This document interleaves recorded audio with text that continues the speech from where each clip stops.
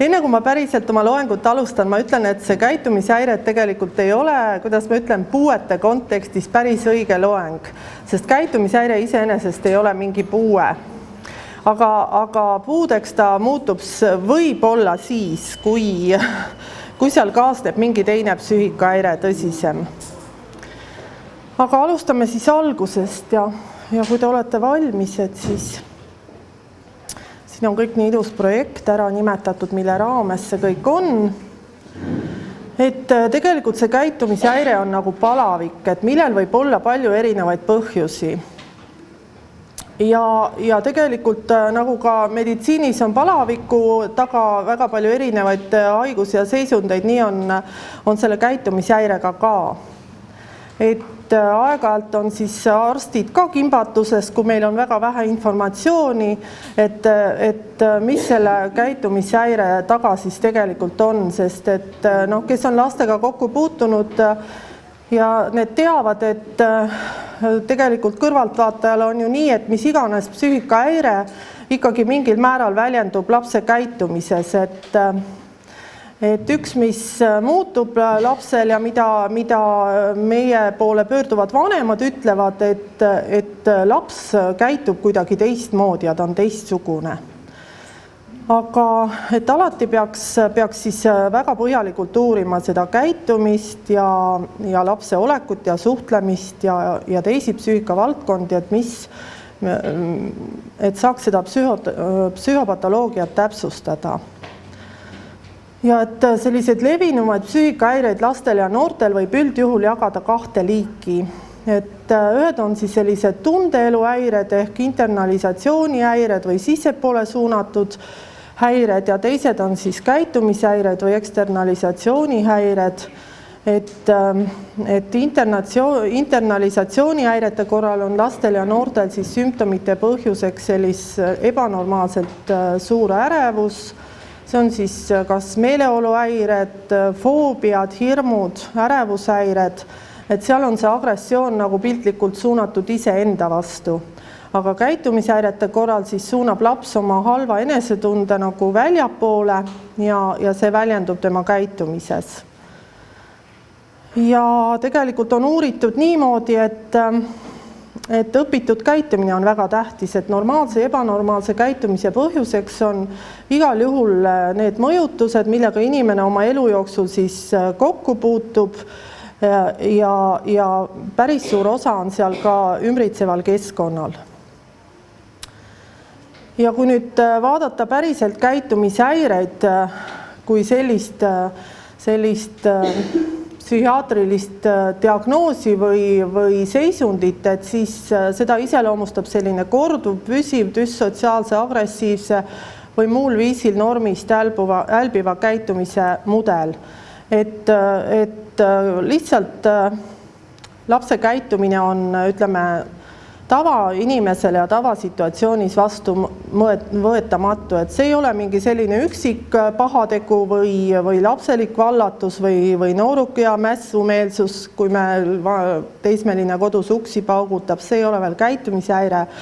aga käitumishäiretel on oma kindlad kriteeriumid ja neid me natukene puudutame edaspidi ka. Ja et need laste ja noorukite käitumishäired on tegelikult üsna levinud psüühikahäired, et nende levimus on kuskil erinevate autorite andmetel 3–14% ja Eestis on neid ka üsna palju. Ja siiski on leitud, et poistel esineb seda 3–5 korda sagedamini kui tüdrukutel ja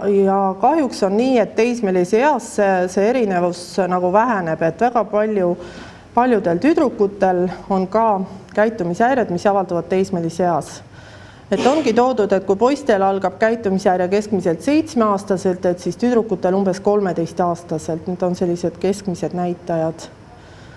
Ja on leitud, et väga palju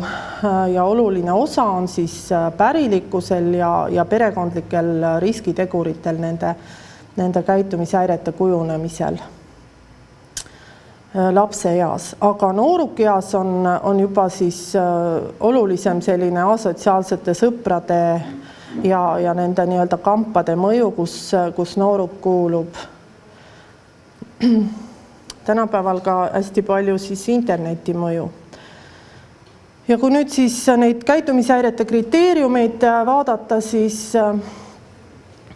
siin on nüüd välja toodud, siis, et see on selline pikaajaline käitumismuster ja rikutakse teise inimese põhiõigusi ja sellise eakohase käitumise reeglitele siis laps ei allu. Et ma väga põhjalikult neid siin puudutama ei hakka, et selle alusel ikkagi on õigus diagnoosida arstidel, aga ma arvan, et kes on käitumishäiretega kokku puutunud, et see teab juba, et mis sinna alla siis kuulub, et ükskõik, kas siis on lihtsalt koolist puudumine ja vanematele vastu haukumine ja hulkumine ja mitte koju tulemine või siis on seal tõesti juba sellised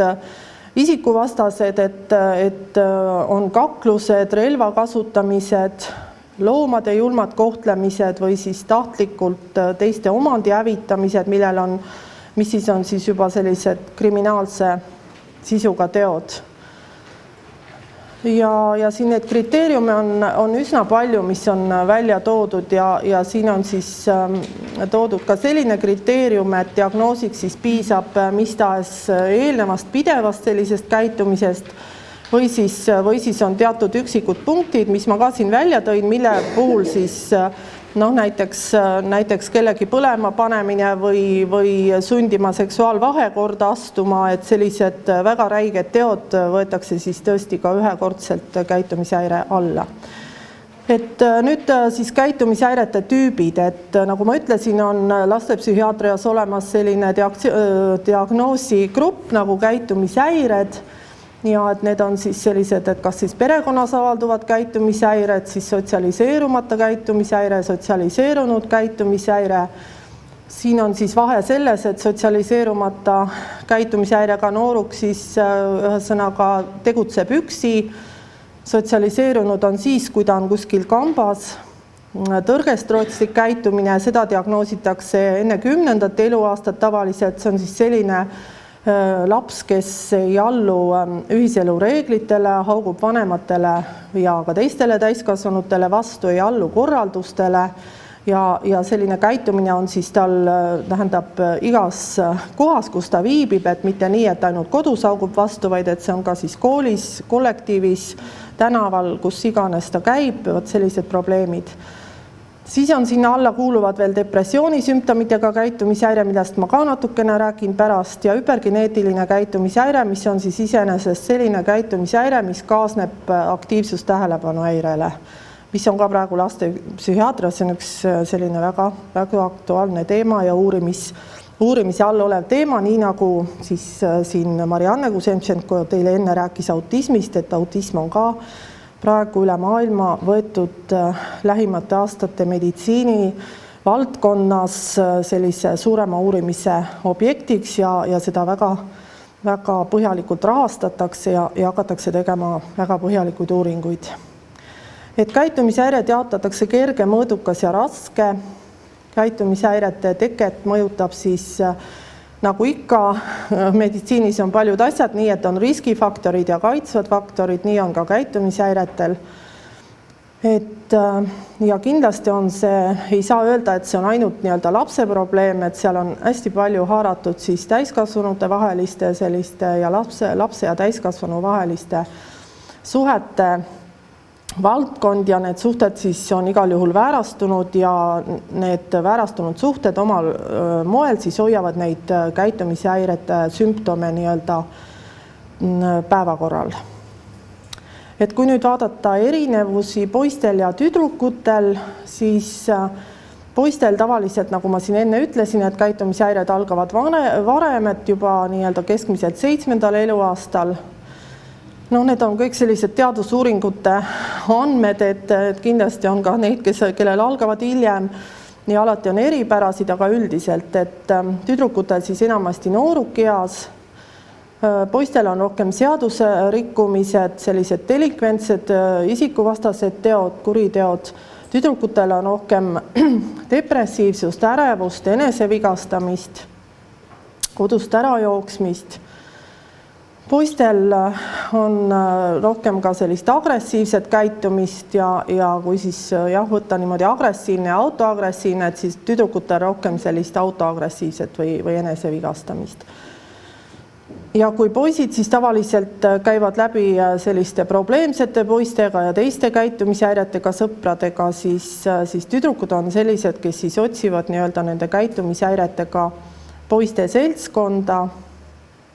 ja poisid käituvad väljakutsuvalt, tüdrukud käituvad, ma ei taha öelda seda paha sõna rõvedalt, aga tihti me oma ka lasteosakonnas näeme, et tõesti see tüdrukute käitumine, kui on tegemist käitumishäirega tüdrukuga, võib mõnikord olla palju hullem veel kui poistel. Ja poistel on üsna palju siis sellist alkoholi ja uimasti kasutamist, täpselt samamoodi on seda ka tüdrukutel. Ja koolid jäävad mõlemal pooleli, nii poistel kui tüdrukutel, sest see õppimine ei ole enam üldse popp ja hakatakse puuduma ja veedetakse rohkem aega oma sõprade seltsis. Ja täiskasvanuna kahjuks siis nendel kõigil on oht saada palju tõsisem psüühikahäire, et poistel siis tavaliselt kujuneb selline düssotsiaalne isiksus ja tüdrukutel mõni muu psüühikahäire, et üsna sageli on toodud siis kas siis depressiooni nendel, kellel on sellised kergemad käitumishäired, et ühel hetkel see noor neiu saab aru, et ta on oma elu oma sellise delikventse ja hulkuva ja narko ja alkoholi kasutava käitumismudeliga ära rikkunud ja tal võib kujuneda depressioon või siis kujuneb selline borderline isiksushäire, kes on selline väga ebastabiilne ja on seal oma identiteediprobleemid ja ka sellel täiskasvanu eas siis kaasuvad need suitsiidkatsed, enesevigastamised, selline ebastabiilne isiksus. Kui nüüd võtta neid käitumishäirete riskitegureid, siis selliste riskitegurite kuhjumine siis soodustab käitumishäirete kujunemist ja arvatakse, et lapse agressiivsus, hüperaktiivsus on kohe esimeseks, mis neid käitumishäireid võivad põhjustada ja põhjustavadki. Et kui me pärast siin natukene jõuame puudutada aktiivsust tähelepanuhäiret, et see siis vananimetusega hüperaktiivsus, et sellel on igal pool kirjanduses nimetatud, et kui ta ei saa õigeaegset ravi, et siis on oht kujuneda noorukeas väga tõsiste käitumishäiretega noorukiks sellel ATH-ga lapsel.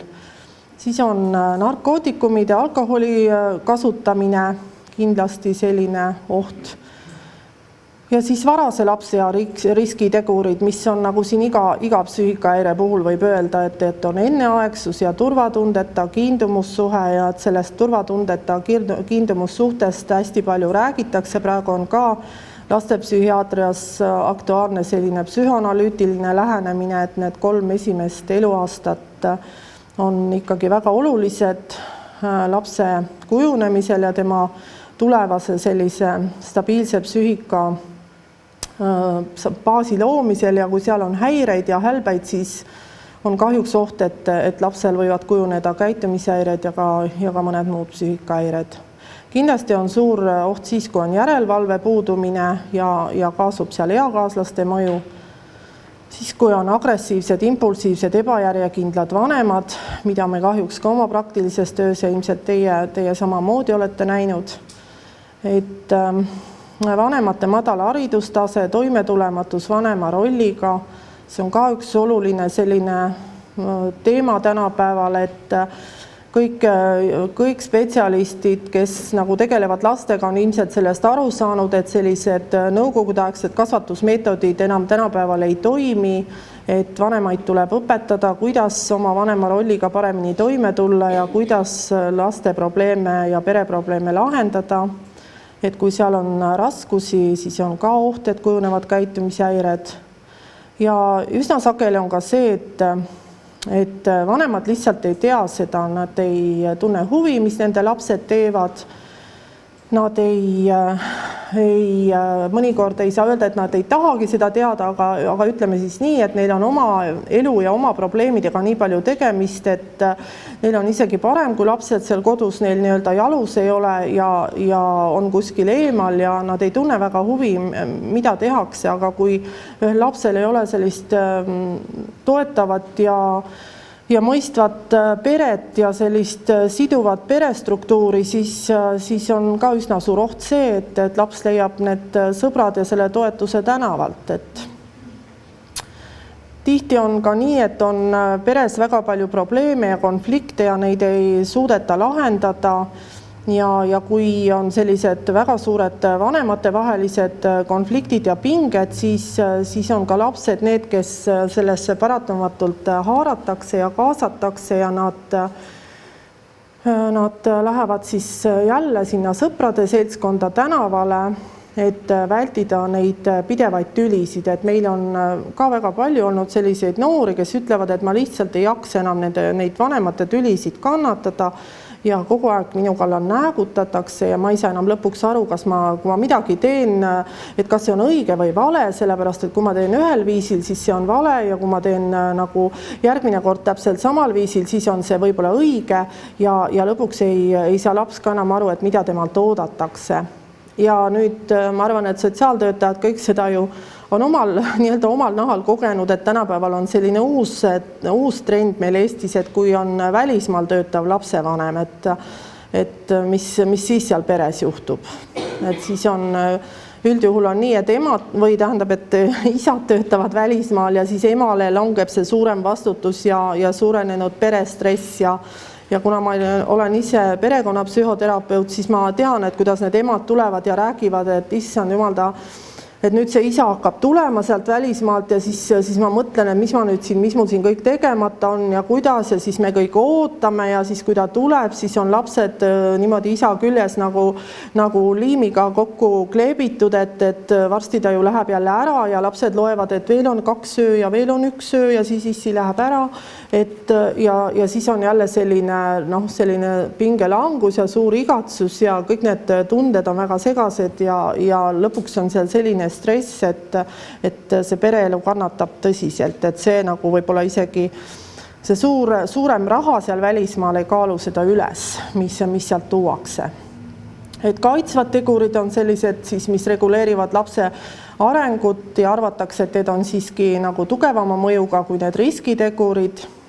Et kindlasti on üks selline tegur, mis last toetab, on head intellektuaalsed võimed, andekus, sest selline võimekas ja andekas laps leiab üldiselt endale tegevust ja ei satu selliste halbade eakaaslaste mõju alla. Kindlasti ka leplik loomus, et ta ei ole agressiivne, ta ei ole selline pahatahtlik ega sattuv. Väga tänapäeval rõhutatakse igas valdkonnas neid sotsiaalseid oskusi ja ma tean, et koolipsühholoogid väga tegelevad selle teemaga, et sotsiaalsed oskused on väga tähtsad oskused inimesel ja koolieas juba peab neid nii-öelda arendama.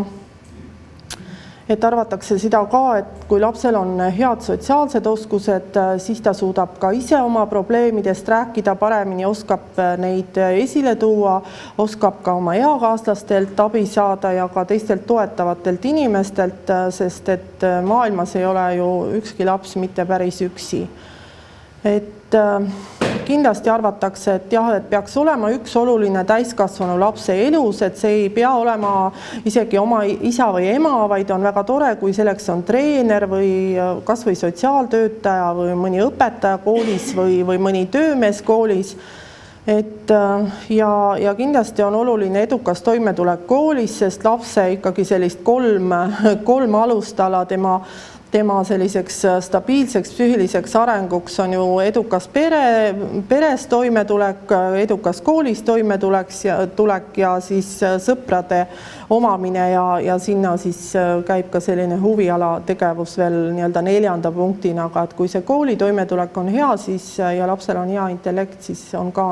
leitud, et käitumishäired kujuneb vähem.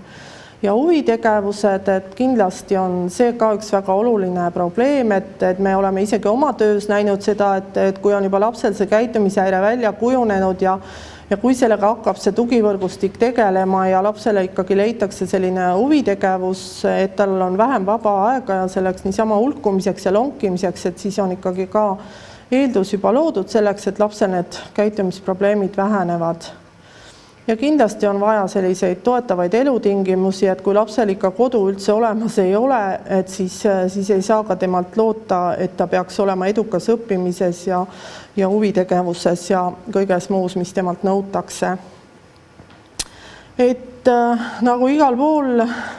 meditsiinivallas on loodud oma teooriaid, et nii on ka siis käitumishäirete kujunemisel mitmeid teooriaid. Mina olen siin välja toonud sellise kognitiivkäitumusliku teooria, et kui info liikumine närvisüsteemis või ajus on siis teatud nii-öelda järjekorras, et kuidas siis see mõjutaks tundeid ja käitumist ja et tavaliselt on selline info saabumine, kui te tuletate seda kooli ajal õpitud juba sellist meelde sellist süsteemi, et kuidas me reageerime millelegi, et kõigepealt peab tulema mingisugune stiimul aiu ja inimene peab seda infot tähele panema, siis tuleb seda analüüsida ja talle mingi tähendus anda ja siis kujundab aju selle vastusreaktsiooni ja siis inimene tegutseb. Ja siis tuleb anda sellele tegutsemise tulemusele nii-öelda hinnang, et see on selline igas valdkonnas, psüühikavaldkonnas nii, aga et käitumishäiretega laste eripärana on siis leitud nii, et neid tähelepanekuid, mida siis laps nii-öelda keskkonnast saab, et neid tähelepanekud on lihtsalt, neid on vähem, need on valikulised ja need on üsna tihti ka ebatäpsed, et laps lihtsalt tunneb ja märkab rohkem selliseid vaenulikke signaale, et kui teie siin praegu vaatate kõik heatahtlike nägudega, aga kui mina oleksin selline käitumishäirega tüdruk siin, siis ma mõtleks, et istub siin terve kari naisi ja kõik vahivad mind ja ma ei tea, mis nad must tahavad ja täitsa viha läheb kohe ja ma ei tahagi üldse siin olla ja ma kohe ütleks teile midagi halvasti. Noh, et tegelikult see nii ei ole, et ta ei taju neid signaale täpselt. Ja et alati on selline puudujääk teiste tunnete eristamises ja siis ka selle eesmärgi mõistmises, et mis on üldse lastel ju raske, nagu me ütleme psühholoogias nimetatakse, et sotsiaalse situatsiooni mõistmine, et see tähendab seda, et mis eesmärkidel teine inimene minuga kontakti võtab või mis eesmärkidel teine inimene niimoodi käitub.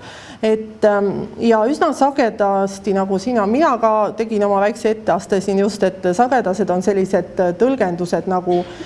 vihana, et ükskõik mis teine mulle teeb, et kui ta vaatab kas või selja taha korraks või võib-olla ta vaatab hoopis minu pealt maha, et mis ma sinna kirjutasin, aga et see kõik ajab mind närvi ja järelikult tema on ka vihane ja mis ta vahib mind. Et ei leita ikkagi selliseid sobivaid konfliktilahenduse viise ja reaktsioonid on esmane agressiivsed, aga tavaliselt on ka nii, et sellist oma vihatunnet ei osata üldse nagu ka ära tunda. Et kui me lastele psühhoteraapias õpetame, et kuidas see viha ikka tekib ja mis selle vihaga võiks veel teha, et loe kas või 10 või ma ei tea, hakka midagi tegema või kirjuta või hakka joonistama või tõuse püsti ja käi, ma ei tea, vii prügiämber välja, kui sa kodus millegi peale vihastad, et noh, nad ei saa üldse aru, et mis see viha kui selline on, et seda on ka vaja õpetada. Ja sellele vastavalt on siis ka, kui ei tea, millest see mingisugune käitumine tingitud on, siis ju ei osata ka nende tegude tagajärgi hinnata ja ei osata nagu asju näha ka teise inimese positsioonilt ega hinnata seda, et need on jälle sinna kognitiivsete või sotsiaalsete oskuste valdkonda minevad probleemid, mis nagu, kui ma jälle haagiks ennast natuke eelneva lektoriga, mis siis autistlikel või nendel aspergerlikel noortel on ka üsna sagedased, et nad ei mõista nagu teise inimese käitumise tagamaid ja tundeid ja võivad ka anda mingeid käitumishäireid.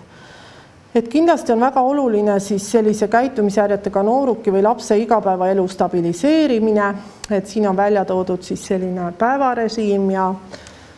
ja kooli töökorraldus ja sõprade ring, et ikkagi psühholoogid hästi palju rõhutavad ka seda sõprade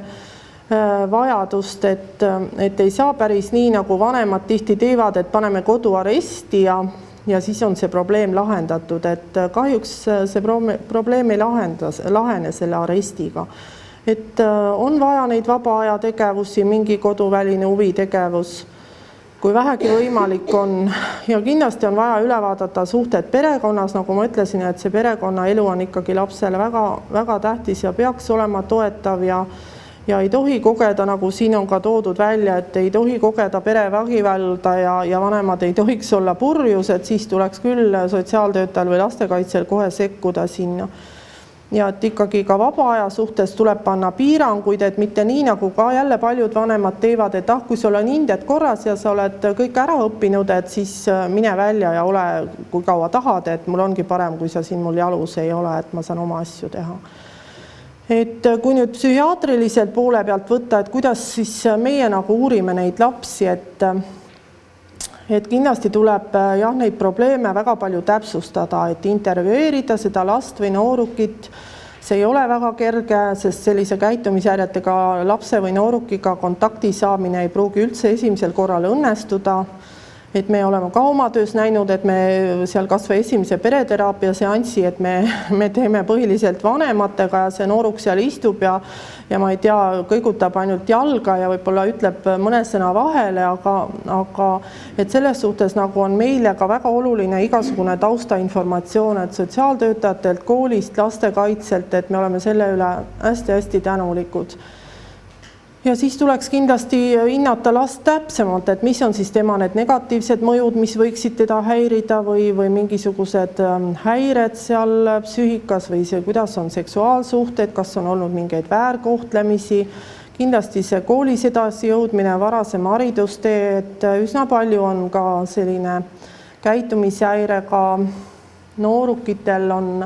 on see taust selline, et nad on õppinud, ma ei tea, mitmes koolis, ta õpib 4. või 5. klassis, ta on käinud juba näiteks 5. või 6. koolis, et see on ka üks selline, mis nagu lapse kohanemist häirib ja mis võib viia siis väljalangemiseni õppetööst, et kui see elukohtade vahetamine on mingil põhjusel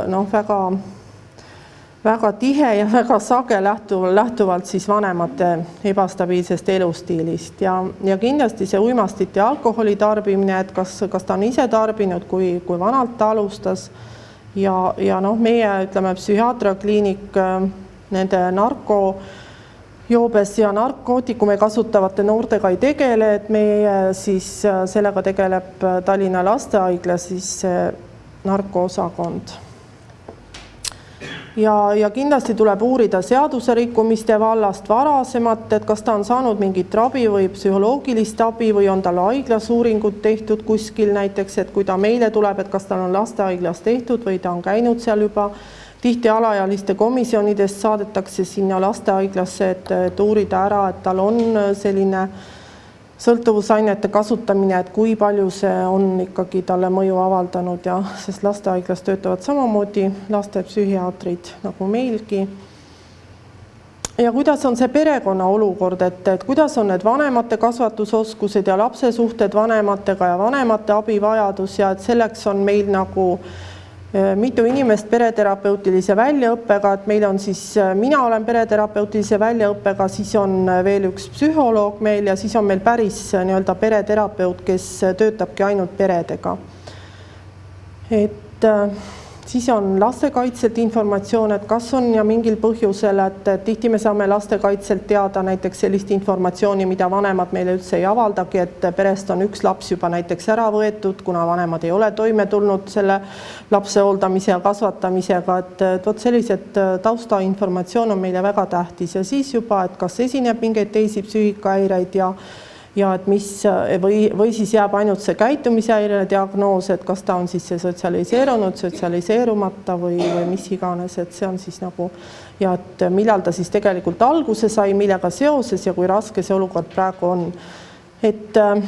ei ole kahjuks mingit imeravimit, et me annaks sisse ja laps oleks kohe hea ja pai, et häire on ise juba väga mitmetahuline ja ulatub paljudesse eluvaldkondadesse ja tavaliselt on ka selline ravisoostumus väike, nagu ma ütlesin, et see nende selline elustiil on väga ebastabiilne ja nad on ka, ütleme, sellise ravi suhtes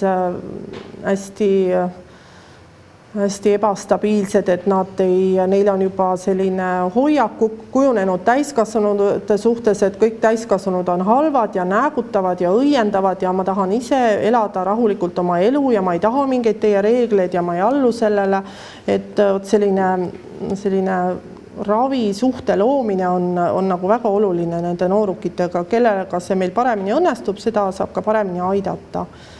Et kindlasti me kaasame vanemad sinna ravisse, kui vähegi võimalik on. Kahjuks me ka seda alati ei saa, sest meile tulevad lapsed Saaremaast, Hiiumaast kuni Narvani siin põhja poole Eestit. Et tihti siis ongi nii, et me saame vanematega kohtuda siis näiteks, kui ta lapse haiglasse toob või kui ta lapse ära viib,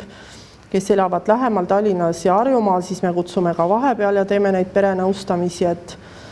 et kindlasti sellist ravivõrgustikku on vaja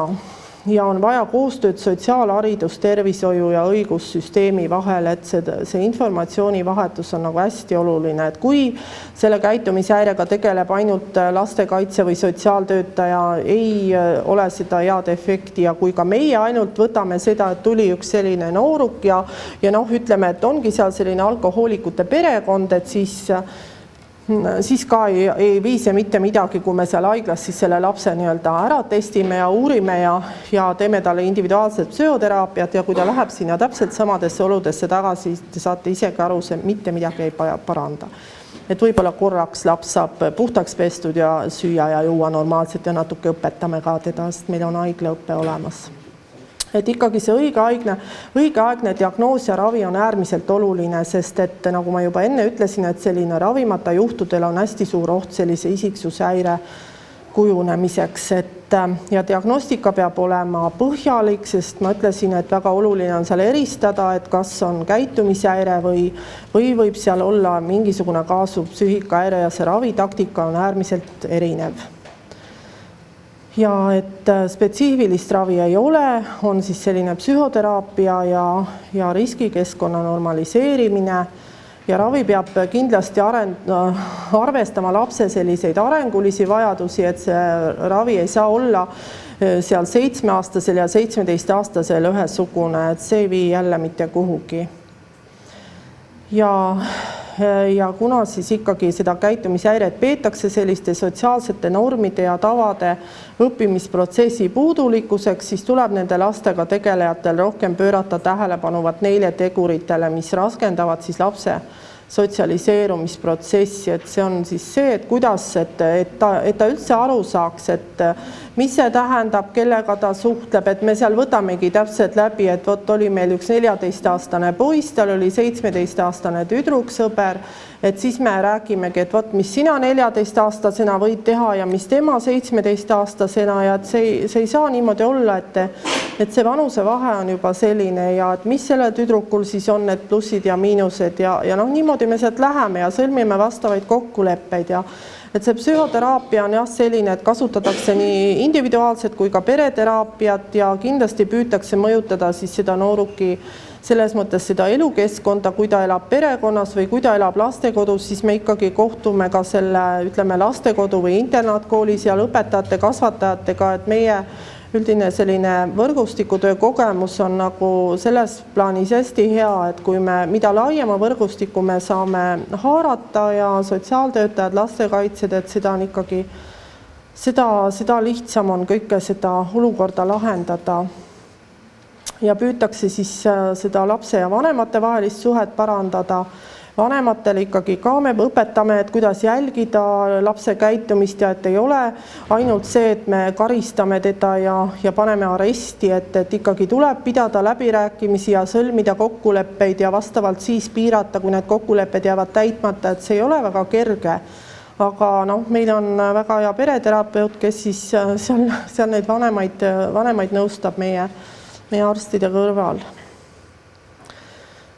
Ja vanematel on ju ka tihti nii, et neil on omad probleemid ja siis me suuname vanemad kuskile edasi, et nad saaks abi või aitab meid selles vallas näiteks kohaliku omavalitsuse sotsiaaltöötaja või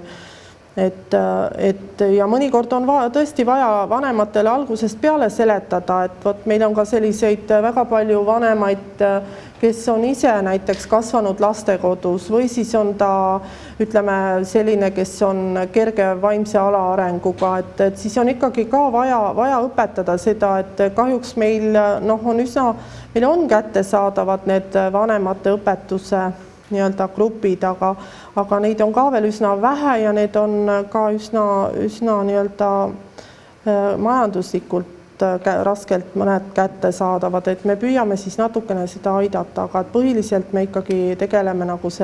keskendume lapsele. Et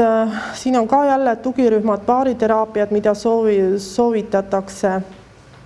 Ja kindlasti sellel noorukil aidatakse endal analüüsida, et mis teda siis ärritab, et mis teda sunnib sinna tänavale minna ja mis teda siis näiteks viis selleni, et ta ühel päeval pidi minema kooli ja ta enam ei läinud ja ta jooksis sealt ära ja ta hakkas jälle alkoholi kasutama, et need kõik nii-öelda arutatakse läbi, aga nagu ma ütlesin, et selline agressiivne nooruk ei pruugi alati usaldada täiskasvanuid ja ta ei ole nagu selles teraapia suhtes väga meelsasti kohe osalema nõus, nii nagu on rohkem võib-olla täiskasvanud inimesed, aga et siis ta võib olla sellises rühmateraapias, kahjuks meil neid rühmateraapiaid siin, ütleme, seda võib kirjandusest lugeda, meil ütleme, meditsiinis ei ole lihtsalt ressurssi, et neid teha ja meil ei ole ka nii, et meil nüüd satub sinna niisugune rühm käitumishäiretega, et meil on hästi seinast seina psüühikahäiretega, et need rühmateraapiad on nagu rohkem sellised projektipõhiselt ja kuskil kasvatusasutustes, et meditsiinis neid harvem ja siis kasutatakse ka loovteraapiat, on meilgi käinud seal tutvustamas osakonnas muusikaterapeudid oma tööd ja kunstiterapeudid ja tegelenud meie noortega seal, et selline loovteraapiad on ka kindlasti üks selline viis, millega seda kontakti noorega paremini saada. Ja sellised rühmatöö kogemused tihti noored noortega leiavad sellise nii-öelda ühise keele ja need nagu parandavad neid sotsiaalseid oskusi ka paremini. Ja loovad siis selliseks hiljem eeldused ka selliseks individuaalseks tööks psühhoterapeudiga. Tihti räägitakse sellest haiglaravist, et haiglaravi on kindlasti teatud juhtudel vajalik, sellepärast et on vaja ju hinnata, et mis neid käitumishäired siis põhjustab ja kas need on siis puhtalt sellised nii-öelda halb käitumine ja kuritegelik käitumine või on seal taga siis mingisugune psüühikahäire. Ja on vaja teha raviplaan ja määrata siis selline ravifookus, et kas siis tõesti selline võrgustiku töö ja selle sotsiaalse olukorra parandamine või siis kaasuva psüühikahäire ravi, et selles suhtes on nagu vajalik selline lühiajaline psühhiaatriline ravi, aga ma ütlen veel kord, et ega meil ei ole selliseid osakondi Eestis eraldi, kus käitumishäiretega noorukeid võetakse, et nad on üldpsühhiaatria osakondades ja nad tekitavad seal tohutut peavalu personalile, et nad, nagu te teate, noored on üsna kerged matkima käitumist ja kui üks selline käitumishäirega on osakonnas, siis ei ole veel väga hull see olukord, aga kui neid on 2, 3 või 4, siis nad kohe leiavad ühise keele ja nad võivad meil seal nii-öelda katuse pealt ära tõsta, et selles mõttes ei ole ka meil nendega kerge töötada. Et mis nüüd sotsiaaltöötaja peaks märkama, et kindlasti on oluline märgata lapse probleeme ja koguda seda informatsiooni ja püüda ise saavutada lapsega selline usalduslik kontakt ja püüda kindlasti teha ka koostööd pere ja vanematega, et jälle ikka lisainformatsiooni saada ja kooli ja lasteasutusega ja toetada last ja nõustada vanemaid, ja vajadusel ikkagi suunata siis spetsialisti konsultatsioonile, et neid spetsialiste lastepsühhiaatreid on küll vähe, aga ütleme, meie kliinikus on praegu see olukord paranenud, et meil on praegu töötab seal nii-öelda polikliinilise poole peal 5 lastepsühhiaatrit ja osakonna poole peal 4, et osad siis me nagu kattume, töötame nii polikliinikus kui haiglas, et tegelikult neid spetsialiste ikkagi on. Ja lastehaiglas on praegu 2 lastepsühhiaatrit, et neil on natukene vähem. Ja et kindlasti tuleb luua selline koostöövõrgustik, et seda saab ka sotsiaaltöötaja teha ja me oleme isegi käinud palju nii-öelda ümarlaudadel, kus arutatakse mingeid probleeme. no, probleemse noorukiga,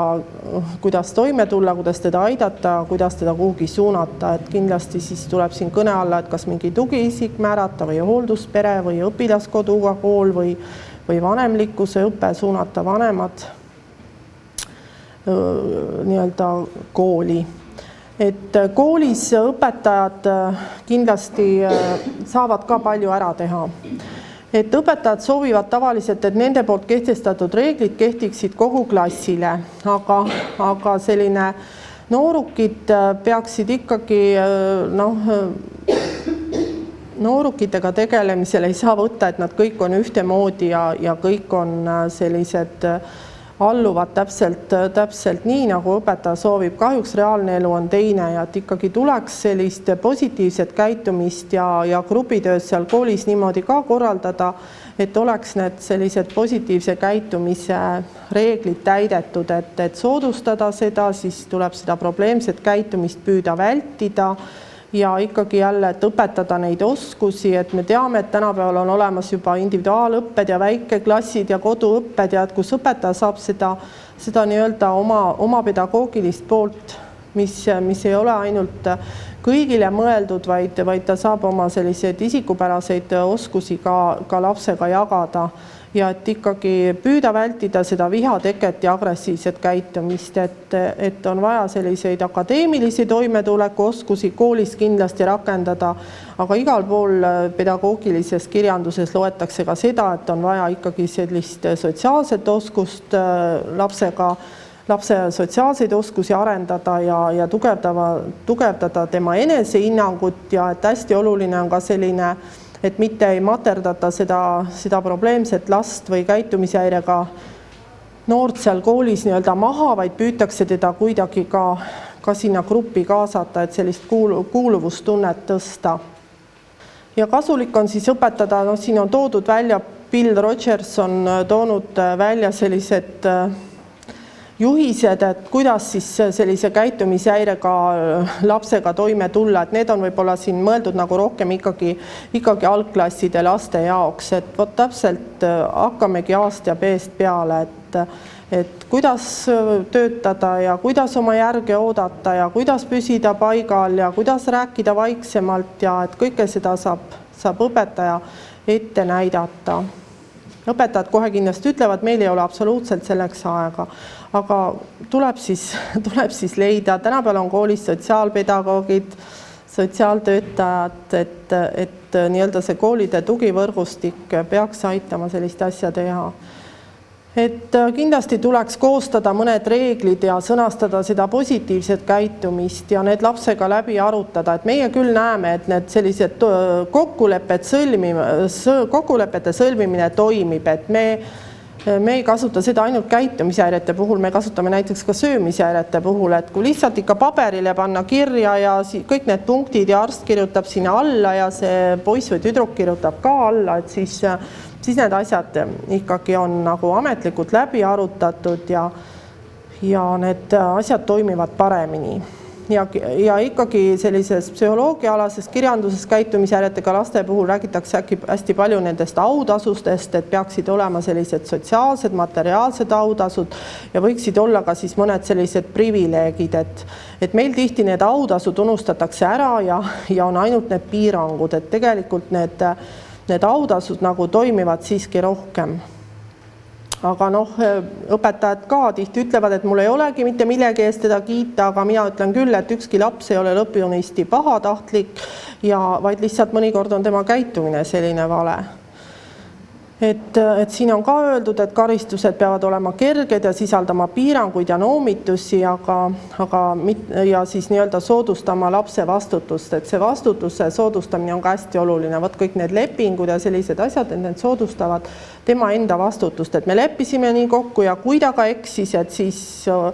saab jälle uuesti muuta seda, et vot kui sa ei tulnud sellel ajal kella 9 koju, et siis sa täna enam niimoodi minna ei saa, et sa täna pead tulema juba varem või kui sa tulid täpselt ja sul on soov minna, et vot siis järgmine kord jälle me teeme ja sa tuled õigel ajal, et tegelikult need on üsna tüütud ja need on hästi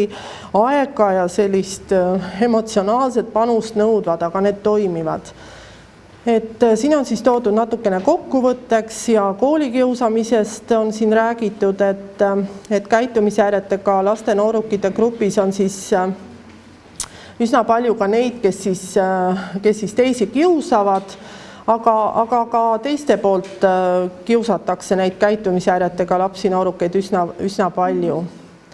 Et käitumishäire siis kindlasti ei ole ainult selline lastepsühhiaatriline probleem, kuigi ta on nagu lastepsühhiaatriliste patsientide hulgas ja arvatakse, et ikkagi lastepsühhiaatrid, lastepsühholoogid suudavad siin aidata.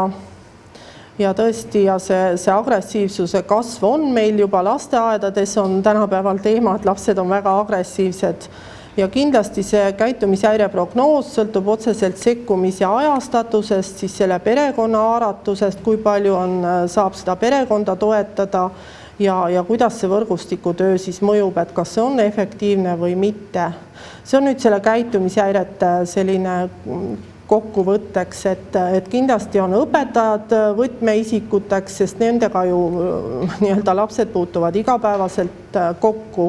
Õpetajal peaks olema autoriteet ja oskusi ja me teame, et väga paljudel õpetajatel neid oskusi on ja väga paljud õpetajad on tublid ja kui on koolis kas või üks õpetaja, kelle pärast see laps sinna kooli on nõus minema, siis on meil ka väga palju juba lihtsam töötada. Ja alati peame arvestama ka seda, et vanemad ei soovi oma lapsele halba, aga neil jääb lihtsalt puudu mõnikord ka teadmistest ja oskustest, kuidas oma last toetada ja kuidas teda aidata. Ja et see töö nende käitumishäiretega lastega on väga pikaajaline, ravimeeskonnad ja koolitöötajad vajaks siin ka regulaarselt supervisioone, neid supervisioone tehakse sellistes meie lastekodudes või nagu praegu on uus nimetus siis asenduskodudes, aga ma ei tea, kas väga palju koolides seda tehakse.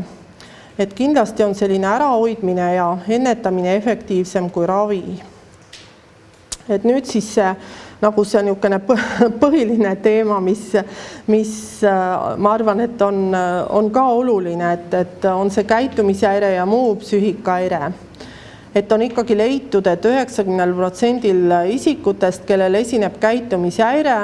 või siis selline düssotsiaalne isiksushäire juba nii-öelda vanemas noorukeas või täiskasvanueas on täidetud ka mõne teise psüühikahäire diagnostilised kriteeriumid. Et te saate aru, et see ei ole ainult see puhas käitumise probleem, et ta ei ole nii-öelda kriminaalne kuju, vaid seal taga võib olla mõni psüühikahäire. Ja on leitud siis aktiivsus-tähelepanuhäire või selle hüperaktiivsuse häire ja käitumishäire ühist geneetilist päritolu isegi. See ADHD on siis selline ingliskeelse kirjanduse lühend Attention Deficit Hyperactivity Disorder, et seda kasutatakse ka üsna palju, see on see aktiivsus-tähelepanuhäire siis. Ja et see käitumishäire võib siis üsna kergesti kujuneda selle aktiivsus-tähelepanuhäire foonil, meie oma töös seda ka näeme. Et on väga palju noori, kellel on seal kuskil algklassides diagnoositud see aktiivsus-tähelepanuhäire ja ravida ei ole saanud, mingeid sekkumisi ta pole eriti saanud, sest tollel ajal võib-olla need ravivõimalused ei olnud nii head ja spetsiifilisi ravimeid ei olnud meil Eestis, et nüüd on need olemas, aga et nüüd on kahjuks siis juba need käitumishäired kujunenud. Ja sageli kindlasti lisandub depressioon ja mõnuainete kasutamine käitumishäiretele. Ja väliskirjanduses hästi palju räägitakse sellist õpiraskusest ja düsleksiast, meie mõistes võib-olla ikkagi siis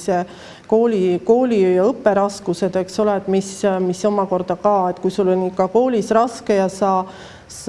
pead õppima üle oma võimete ja sind ei ole võib-olla õigel ajal suunatud vastavasse õppesse, kus sa saaksid positiivse eduelamuse, siis lõpuks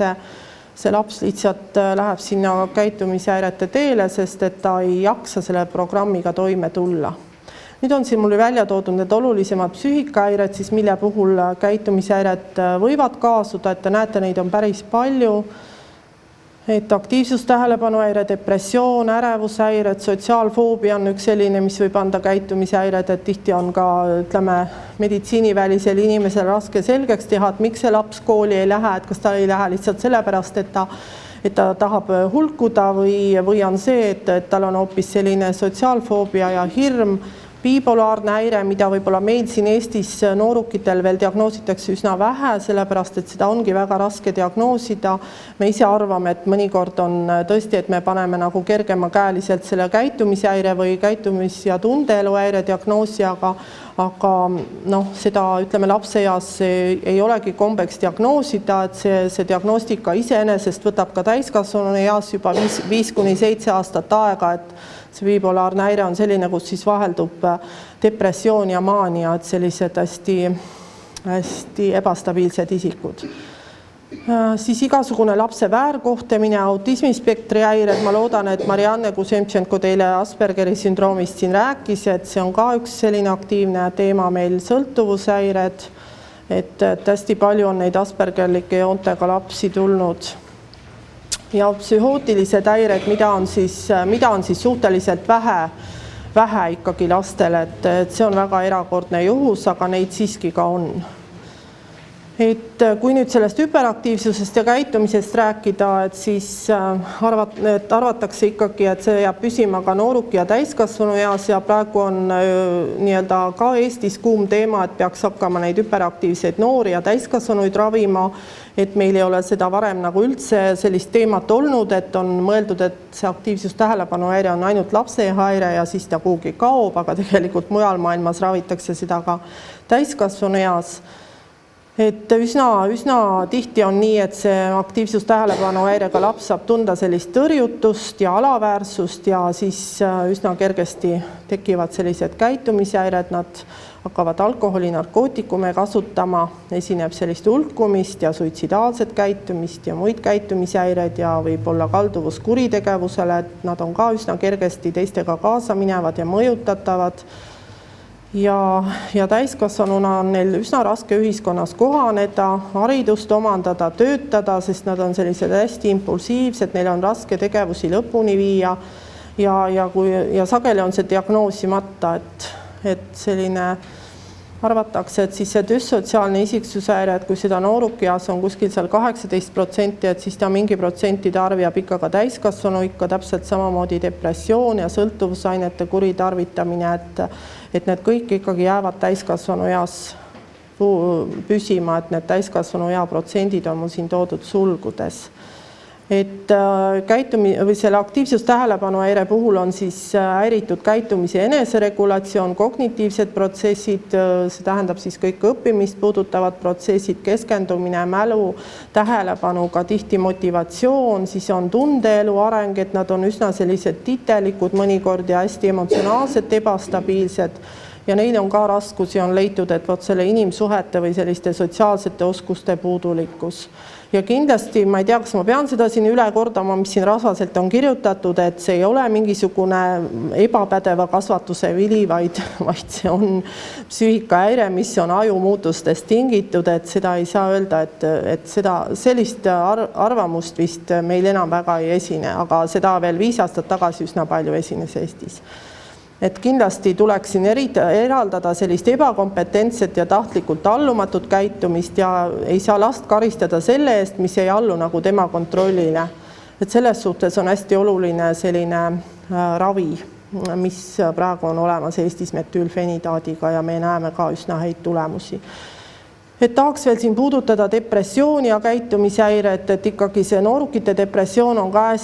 hästi tõusuteel ja me näeme ka seda, et tihti seda ei tunta ära ja isegi meditsiinitöötajad ei tunne seda ära, et kui te kahtlustate mis iganes depressiivset noorukit, suunake ta lastepsühhiaatri vastuvõtule, et ärge suunake teda perearstile, sest et perearstidel ei ole kahjuks lihtsalt ajalise ressursi mõttes nii palju aega ja nooruki depressioon nõuab psühhoteraapiat ja perearst ei suuda seda psühhoteraapiat teha, neil ei ole vastavat ettevalmistust, et see nõuab ikkagi eriarsti abi, sest et ma olen ise sellega üsna põhjalikult tegelenud ja tean natukene neid depressiooni noorukite olukordi. Ja kindlasti siin ma tahaks rõhutada, et üsna palju siis nendel käitumishäiretega noortel me leiame haiglas, et tal on see depressioon ja vaat siin on jälle nii, nagu siin aktiivsus-tähelepanuhäire puhul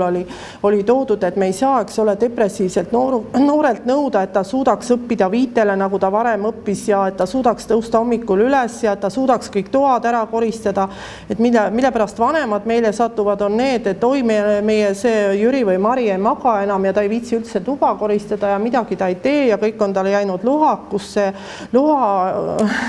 lohakaks on läinud ja asjad on laiali ja et selline nagu täiesti meie jaoks selline informatsioon, et vanemad nagu ei mõista sisuliselt üldse, et sellist emotsionaalset empaatiat nad ei mõista, et mis selle lapsega lahti on. Et võtta õppida ei suuda, sest on selline tähelepanu kontsentratsioonivõime alanenud, lapselt pressitakse välja lubadusi, mille täitmisega ta toime ei tule ja see omakorda süvendab alaväärsust ja siin on mul toodud selline, kuidas see käitumishäire siis välja kujuneb, et lihtsalt ta ei saa aru, mis tema endagagi toimub, eks ole, siis ta saab veel süüdistusi ja kogu aeg kõik valavad oma pahameele tema peale välja, aga siis, kui ta juba teeb suitsiidkatse, siis öeldakse, et sa kahjustasid, vaata, mis sa tegid, mis on häbi meie perele ja tervele suguvõsale, keegi pole enne meist kedagi nii-öelda ennast tahtnud ära tappa, sina nüüd seda teed, et noh, selliseid stoorisid ja lugusid me näeme üsna sageli. Et unehäired on selline probleem, mis kindlasti tuleb uurida ja küsida ja et siin on jälle nii, et sellist asja võib tõlgendada kõrvaltvaataja käitumishäirena, aga spetsialist leiab siin taga depressiooni ja kui me seda depressiooni ei ravi, siis see asi lõpeb suitsiidkatsega kahjuks. Siin on mul toodud selle nooruki depressiooni eripära veel, et te saaks seda lugeda täpsemalt, aga ma seda siin praegu ei puuduta. Räägiks natukene sellest koolifoobiast ja koolist popitamisest, et siin on ka selline, et ikkagi põhiline on see, et ühel on hirm kooli ees ja teisel on vastumeelsus kooli suhtes ja et sellised laps jäi koju vanemate teadmisel, aga teise kohta vanemad ei tea midagi, sest ta ulgub kuskil kambas. Ja ta väldib, selline foobiaga laps väldib kooli ja on kodus, aga need käitumishäirega popitajad, need ei ole üldse kodus, nad on kodus väga harva, sest nad on kodus või nad on koos sõpradega kuskil ringi hulkumas. Ja kui selline koolifoobik on väga edukas õppur tegelikult ja ta on oma sellise ärevuse tõttu jäänud koju või ärevushäire või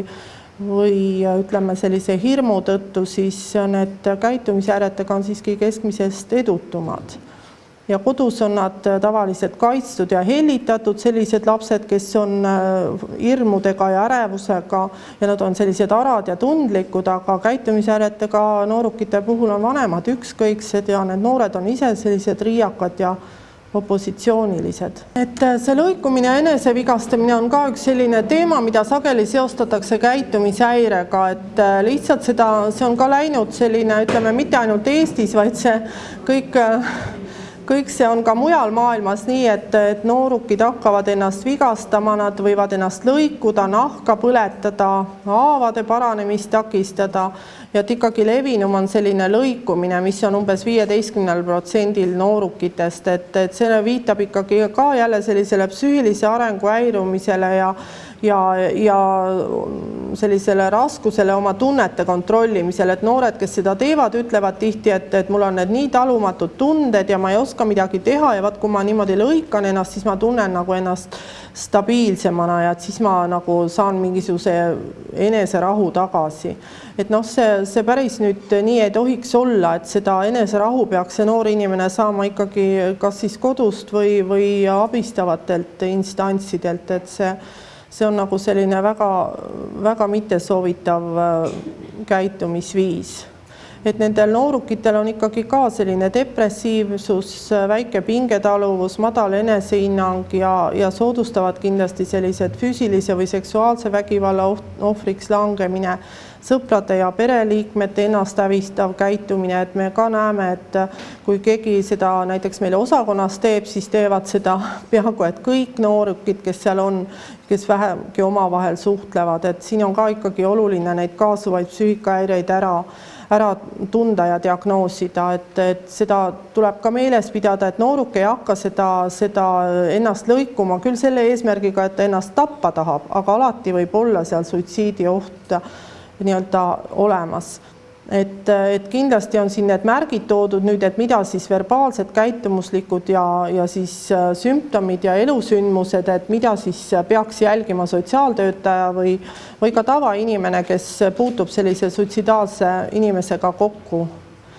Et kuna aega on vähe, siis ma väga põhjalikult sellest ei räägi, saate pärast vaadata ja et üks teema, millega lastekaitse ja sotsiaaltöötajad puutuvad kokku, on ka väärkoheldud laps ja käitumine, et need lapsed võivad ka väga eripäraselt käituda. Ja nad on sellised lapsed, kes on siis tundnud vanemate poolset sellist reetmist, rünnakut ja hirmu, mitte ainult selles mõttes reetmist, et neid on ahistanud näiteks pereisa või kasuisa, vaid ka see, et vanemad tihti, kui laps ka sellest on julgenud rääkida, vanemad seda absoluutselt ei eitavad, eks ole, et sellist asja ei ole ja meie suguvõsas pole iialgi sellist asja olnud, et selline patuoinaks tegemise olukord on nendel lastel tihti mõnitatakse ja et selline posttraumaatiline stressihäire on üsna sage ja neid lapsi kahjuks ei ole üldse vähe. Et ka minu praktikas oli alles täna hommikul üks selline juhtum, et neid on, et seal tuleb ka alati uurida ja hea, kui on teada, sest see käitumine võib olla väga omapärane. Et nagu te siin näete, et selline ennast hävitav käitumine jälle, siis neil on usaldamatus täiskasvanute suhtes, igasugused kahtlustavad reaktsioonid ja reageerimised võivad olla tavaliselt õppeedukus langeb, nad ei suuda võib-olla sellist oma emotsioone enam kontrollida, on väga plahvatuslikud, sellised trotslikud, pahurad. Siis on üks probleem, see dissotsiatsioon, ma ei tea, kui palju te sellest üldse teate, see on selline seisund, kus laps nagu läheb sellisesse transsi, et ta võib küll istuda nagu mina siin laua taga, aga ta vaatab niimoodi tühjal pilgul, ta üldse millelegi ei reageeri, ta ei räägi, ta ei liiguta, ta kuidagi käed niimoodi võivad kukkuda, ta pikali ei kuku, aga ta on nagu täiesti välja lülitatud, et selliseid seisundeid oleme ka mitte küll sageli, aga mina olen oma töökarjääri jooksul neid näinud, et ikkagi jälle võivad siin püsivad muutused, ma ei saa seda rõhutamata jätta, et kui ei tegelda laste ja noorte probleemide diagnoosimisega, võivad need anda täiskasvanu eas selliseid püsivaid muutusi, kas siis neurootilisi häireid, mis on siis ärevushäired ja depressioon või siis isiksuse muutused, et need on kahjuks siis inimesed, kes peavad üsna pikalt elu jooksul kasutama psühhoterapeutide ja psühhiaatrite abi. Et nüüd lõpetuseks tahaks öelda nii, et nende käitumishäirete ja muude psüühikahäirete eristamine on siis tegelikult meditsiini poole pealt väga oluline. Et see on oluline lapse seisukohalt, perekonna seisukohalt, adekvaatse ravi ja psühhoteraapia mõttes ja ka selliste hariduslike sekkumiste ja võrgustikutöö mõttes, et ei ole väga õige, kui me saadame depressiivse lapse või aspergerliku lapse näiteks erikooli Tapale või Kaagverre, et te saate ise aru, see laps lõpetab seal sellega, et ta võib teha suitsiidkatse, eks ole. Et selles suhtes on nagu väga oluline ära tunda see psüühikahäire ja kui teile mõni spetsialist ütleb, et meie käitumishäiretega lastega ei tegele, et siis tuleb otsida lihtsalt teine inimene, kes tegeleb, sellepärast et nendega tuleb tegeleda ja see asi tuleb selgeks saada, sest ma olen kunagi aastaid tagasi töötanud hästi pikalt Saaremaal ja ma olin seal ka selle nii-öelda nõustamiskomisjoni ja alaealiste komisjoni liige. Tollel ajal oli veel selline variant, et sinna kuulus ka lastepsühhiaater, kui see oli piirkonnas olemas, et mina seal alaealiste komisjonist väga paljud lapsed nii-öelda päästsime selles mõttes ära, et sai seal uuritud ja vaadatud, et see laps on depressiivne või tal on mingisugused muud psüühikaprobleemid või tal on mutism, et ta ei räägi seal ühtegi sõna, et see on oluline sellepärast, et kindlasti peab arvestama neid lapse arengulisi vajadusi ja ei ole siis nagu sellist ühtegi sekkumist, mis oleks efektiivne igas vanuses, et need vanuselised sekkumisviisid on ka erinevad, et nagu ma ütlesin, et kuidas on vanemal ja kuidas on nooremal, et seda otsustavad siis nii-öelda juba psühhoterapeudid ja inimesed, kes lapsi aitavad psühhoteraapia mõttes. Aga teil soovin edu ja jõudu ja koostööd.